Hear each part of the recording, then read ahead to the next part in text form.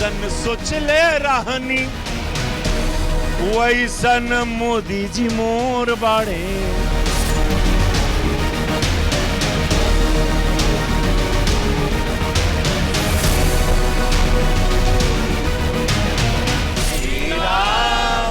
जानकी बैठे हैं मेरे सीने में।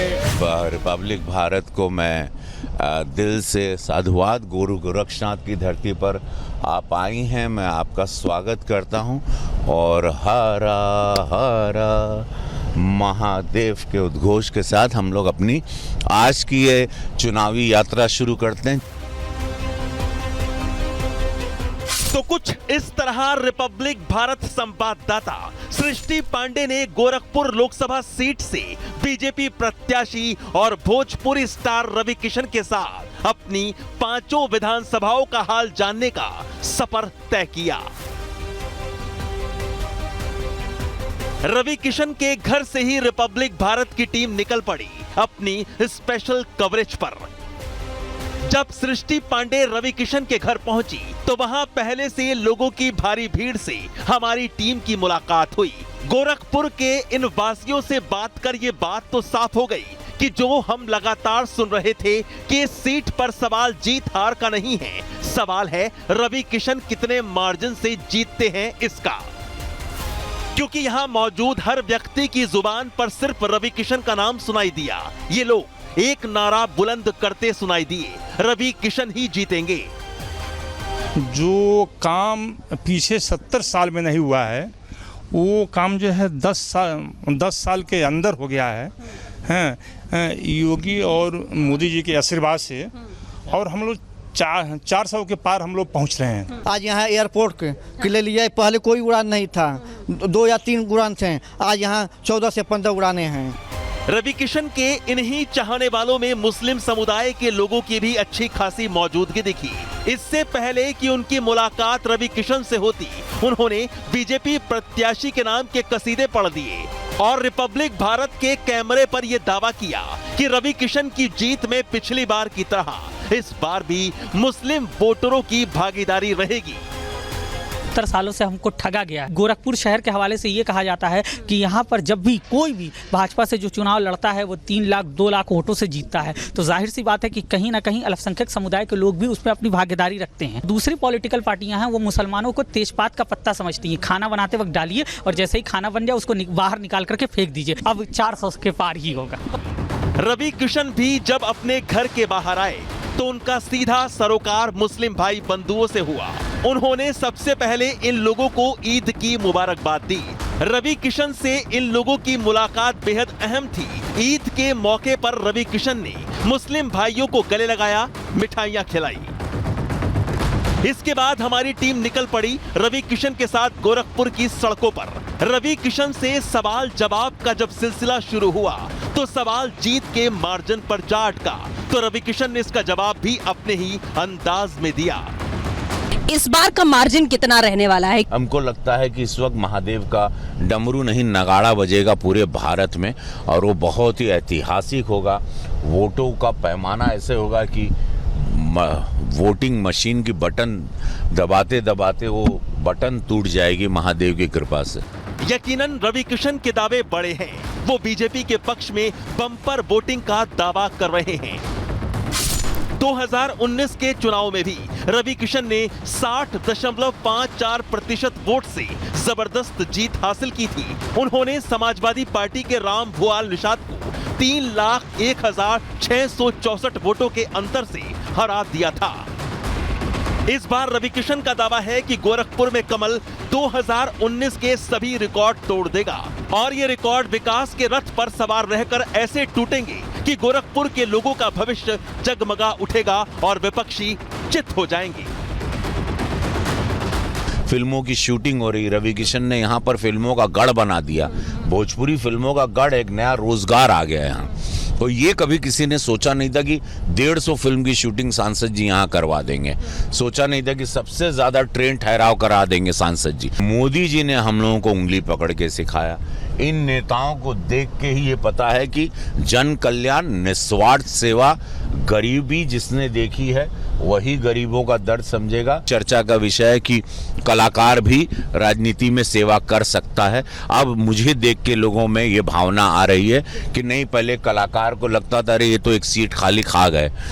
रवि किशन का कहना है कि राजनीति में कलाकारों के उतरने की छवि को उन्होंने बीते 5 सालों में बदल कर रख दिया है। गोरखपुर में चारों दिशाओं में वो काम कर रहे हैं और आगे भी करते रहेंगे।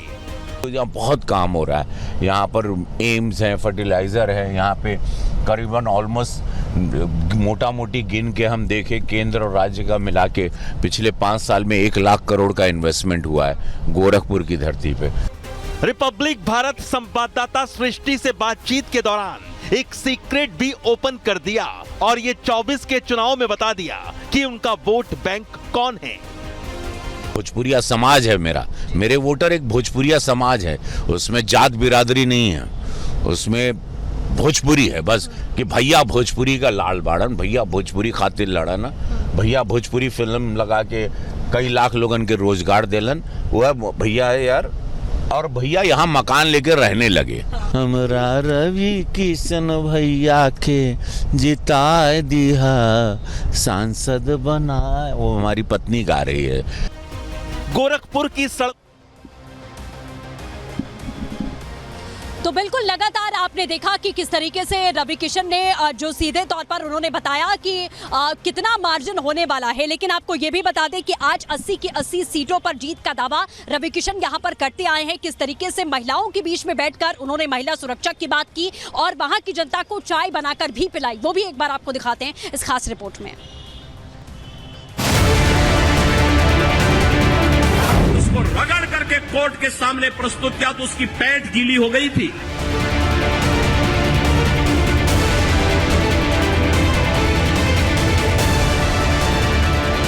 कानून का राज बा। लोकसभा चुनाव के इस सियासी महासमर में दिग्गज अपनी अपनी जीत का दावा ठोक रहे हैं। लोकसभा चुनाव में बीजेपी जहां 400 पार का लक्ष्य लेकर आगे बढ़ रही है, तो उत्तर प्रदेश में 2014 और 2019 में हार का वार झेल चुकी सपा, बसपा और कांग्रेस अपनी सियासी जमीन बचाने में जुटी हुई है।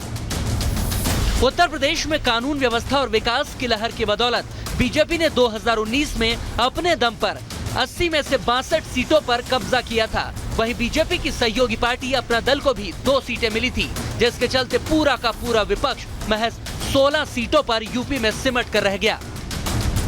इस बार के लोकसभा चुनाव में बीजेपी के पास कई चुनावी मुद्दे हैं।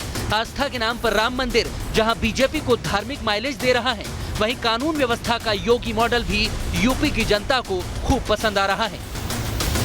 सियासी गर्माहट के बीच सीएम योगी आदित्यनाथ ने एक बार फिर माफिया की शांत हो चुकी गर्मी का जिक्र कर जनता का समर्थन मांगा। इन माफिया और अपराधियों की स्थिति क्या है, आप रोज सोशल मीडिया के प्लेटफॉर्म को उठा करके देखते होंगे।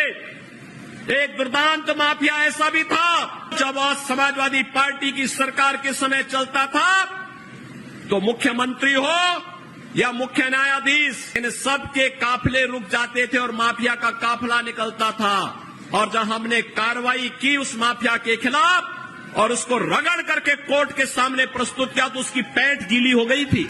कानून व्यवस्था को लेकर योगी मॉडल की चर्चा पूरे देश में की जाती है। दावों के मुताबिक आलम यह है कि प्रदेश के अपराधी या तो मिट्टी में मिल गए या प्रदेश छोड़कर जा चुके हैं। पश्चिमी यूपी में योगी के दिए इस बयान का जिक्र पूरे उत्तर प्रदेश में हो रहा है। योगी के गृह जिले यानी गोरखपुर में भी कानून व्यवस्था के मुद्दे पर ही चुनावी कैंपेन जारी है। बीजेपी प्रत्याशी रवि किशन से जब सीएम के इस बयान पर बातचीत की गई तो उन्होंने क्या कुछ कहा, आप भी सुनिए। जी ने जो कहा वो सत्य कहा कि ये जो गर्मी बा हो, ये गर्मी बहुत समय के बाद सब लोगन का ठंडा भइल बाटे। वो गर्मी का मतलब महाराज जी का ये रहल कि माफिया, गुंडा लोग, भ्रष्टाचारी लोग, दुराचारी लोग का जौन गर्मी रहे, जौन दू नाली लेके लहराता था लोग, वो लोगन के गर्मी के शांत रखिया। महाराज जी ने बहुत क्लियर वर्ड में संदेशा दिया है। कानून व्यवस्था ही नहीं, आस्था के मुद्दे पर भी बीजेपी विपक्ष से कोसों आगे निकल चुकी है। अवध का राम मंदिर जहां पूरे देश की आस्था का केंद्र बन चुका है, वहीं पूर्वांचल में गोरक्षपीठ से भी लोगों की आस्था जुड़ी हुई है। और यही वजह है कि जनता के बीच पहुंचने पर रवि किशन का भक्त वाला स्वरूप भी देखने को मिल रहा है। श्री राम जानकी बैठे हैं मेरे सीने में।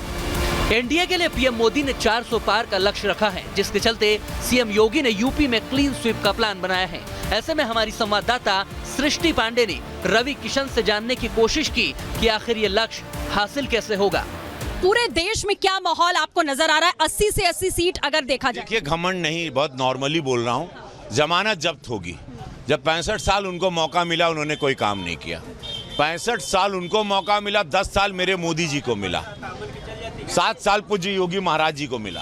तो आज मैं बता रहा हूं कि 80 की 80 सीटें हम लोग यहां पर जीत रहे हैं।